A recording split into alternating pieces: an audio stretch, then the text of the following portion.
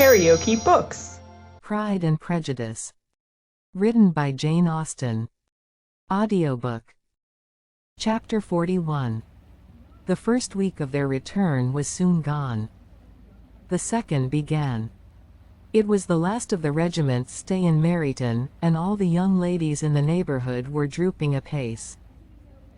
The dejection was almost universal. The elder Miss Bennets alone were still able to eat, drink, and sleep, and pursue the usual course of their employments.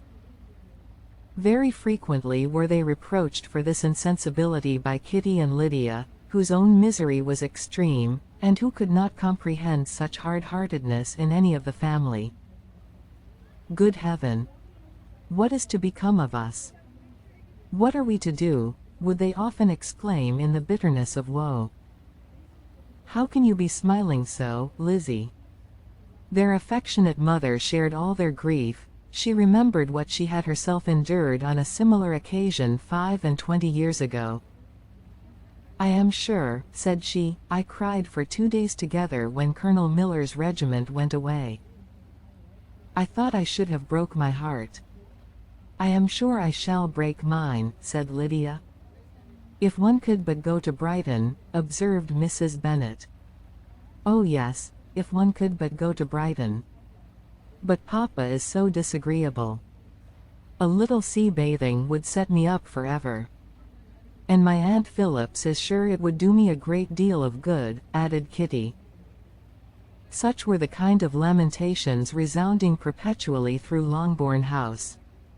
Elizabeth tried to be diverted by them, but all sense of pleasure was lost in shame. She felt anew the justice of Mr. Darcy's objections, and never had she before been so much disposed to pardon his interference in the views of his friend. But the gloom of Lydia's prospect was shortly cleared away, for she received an invitation from Mrs. Forster, the wife of the colonel of the regiment, to accompany her to Brighton. This invaluable friend was a very young woman, and very lately married. A resemblance in good humor and good spirits had recommended her and Lydia to each other, and out of their 3 months' acquaintance they had been intimate too. The rapture of Lydia on this occasion, her adoration of Mrs. Forster, the delight of Mrs. Bennet, and the mortification of Kitty, are scarcely to be described. Wholly inattentive to her sister's feelings, Lydia flew about the house in restless ecstasy, calling for everyone's congratulations, and laughing and talking with more violence than ever, whilst the luckless Kitty continued in the parlor repining at her fate in terms as unreasonable as her accent was peevish. I cannot see why Mrs. Forster should not ask me as well as Lydia, said she, though I am not her particular friend. I have just as much right to be asked as she has, and more too, for I am 2 years older. In vain did Elizabeth attempt to make her reasonable, and Jane to make her resigned. As for Elizabeth herself, this invitation was so far from exciting in her the same feelings as in her mother and Lydia, that she considered it as the death warrant of all possibility of common sense for the latter, and detestable as such a step must make her, were it known, she could not help secretly advising her father not to let her go. She represented to him all the improprieties of Lydia's general behavior, the little advantage she could derive from the friendship of such a woman as Mrs. Forster, and the probability of her being yet more imprudent with such a companion at Brighton, where the temptations must be greater than at home.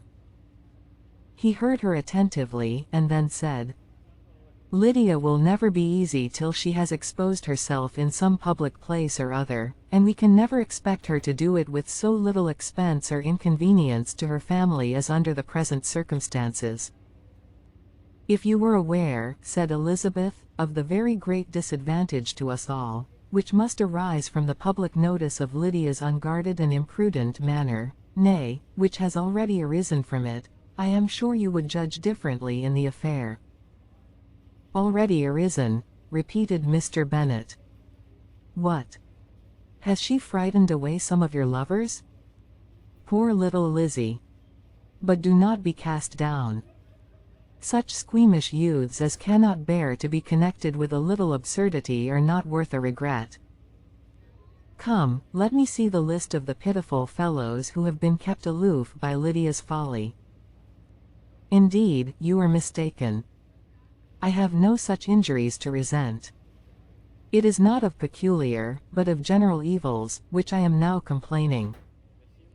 Our importance, our respectability in the world, must be affected by the wild volatility, the assurance and disdain of all restraint which mark Lydia's character. Excuse me, for I must speak plainly. If you, my dear father, will not take the trouble of checking her exuberant spirits, and of teaching her that her present pursuits are not to be the business of her life, she will soon be beyond the reach of amendment. Her character will be fixed, and she will, at 16, be the most determined flirt that ever made herself and her family ridiculous, a flirt, too, in the worst and meanest degree of flirtation, without any attraction beyond youth and a tolerable person, and, from the ignorance and emptiness of her mind, wholly unable to ward off any portion of that universal contempt which her rage for admiration will excite. In this danger Kitty is also comprehended. She will follow wherever Lydia leads. Vain, ignorant, idle, and absolutely uncontrolled. Oh, my dear father, can you suppose it possible that they will not be censured and despised wherever they are known, and that their sisters will not be often involved in the disgrace? Mr. Bennet saw that her whole heart was in the subject, and, affectionately taking her hand, said, in reply, "Do not make yourself uneasy, my love. Wherever you and Jane are known, you must be respected and valued, and you will not appear to less advantage for having a couple of, or I may say, 3, very silly sisters. We shall have no peace at Longbourn if Lydia does not go to Brighton. Let her go, then. Colonel Forster is a sensible man, and will keep her out of any real mischief, and she is luckily too poor to be an object of prey to anybody. At Brighton she will be of less importance even as a common flirt than she has been here. The officers will find women better worth their notice. Let us hope, therefore, that her being there may teach her her own insignificance.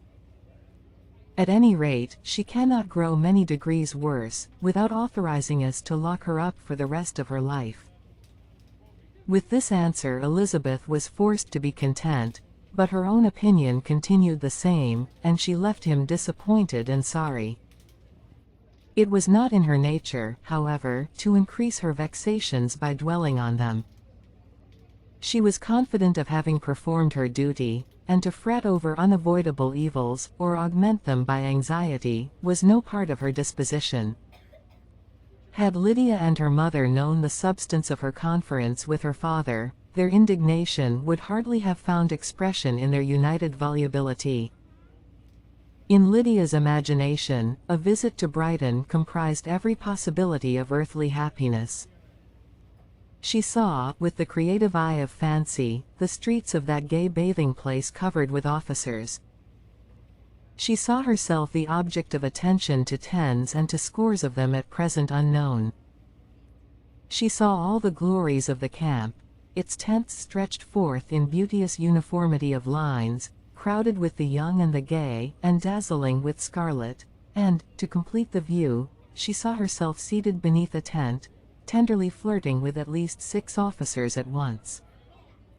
Had she known that her sister sought to tear her from such prospects and such realities as these, what would have been her sensations? They could have been understood only by her mother, who might have felt nearly the same. Lydia's going to Brighton was all that consoled her for the melancholy conviction of her husband's never intending to go there himself. But they were entirely ignorant of what had passed, and their raptures continued, with little intermission, to the very day of Lydia's leaving home. Elizabeth was now to see Mr. Wickham for the last time. Having been frequently in company with him since her return, agitation was pretty well over, the agitations of former partiality entirely so. She had even learnt to detect, in the very gentleness which had first delighted her, an affectation and a sameness to disgust and weary. In his present behavior to herself, moreover, she had a fresh source of displeasure, for the inclination he soon testified of renewing those attentions which had marked the early part of their acquaintance could only serve, after what had since passed, to provoke her. She lost all concern for him in finding herself thus selected as the object of such idle and frivolous gallantry, and while she steadily repressed it, could not but feel the reproof contained in his believing, that however long, and for whatever cause, his attentions had been withdrawn, her vanity would be gratified, and her preference secured, at any time, by their renewal. On the very last day of the regiment's remaining in Meryton, he dined, with others of the officers, at Longbourn, and so little was Elizabeth disposed to part from him in good humour, that, on his making some inquiry as to the manner in which her time had passed at Hunsford, she mentioned Colonel Fitzwilliam's and Mr. Darcy's having both spent 3 weeks at Rosings, and asked him if he were acquainted with the former. He looked surprised, displeased, alarmed, but, with a moment's recollection, and a returning smile, replied, that he had formerly seen him often, and, after observing that he was a very gentlemanlike man, asked her how she had liked him. Her answer was warmly in his favor. With an air of indifference, he soon afterwards added, "How long did you say that he was at Rosings?" "Nearly 3 weeks." "And you saw him frequently?" "Yes, almost every day." "His manners are very different from his cousin's." "Yes, very different, but I think Mr. Darcy improves on acquaintance." "Indeed," cried Wickham, with a look which did not escape her. "And pray may I ask," but checking himself, he added, in a gayer tone, "is it in address that he improves? Has he deigned to add aught of civility to his ordinary style? For I dare not hope," he continued, in a lower and more serious tone, "that he is improved in essentials." "Oh, no," said Elizabeth. "In essentials, I believe, he is very much what he ever was." While she spoke, Wickham looked as if scarcely knowing whether to rejoice over her words or to distrust their meaning. There was a something in her countenance which made him listen with an apprehensive and anxious attention, while she added, "When I said that he improved on acquaintance, I did not mean that either his mind or manners were in a state of improvement, but that, from knowing him better, his disposition was better understood." Wickham's alarm now appeared in a heightened complexion and agitated look. For a few minutes he was silent, till, shaking off his embarrassment, he turned to her again, and said in the gentlest of accents, "You, who so well know my feelings towards Mr. Darcy, will readily comprehend how sincerely I must rejoice that he is wise enough to assume even the appearance of what is right. His pride, in that direction, may be of service, if not to himself, to many others, for it must deter him from such foul misconduct as I have suffered by. I only fear that the sort of cautiousness to which you, I imagine, have been alluding, is merely adopted on his visits to his aunt, of whose good opinion and judgment he stands much in awe. His fear of her has always operated, I know, when they were together, and a good deal is to be imputed to his wish of forwarding the match with Miss de Bourgh, which I am certain he has very much at heart."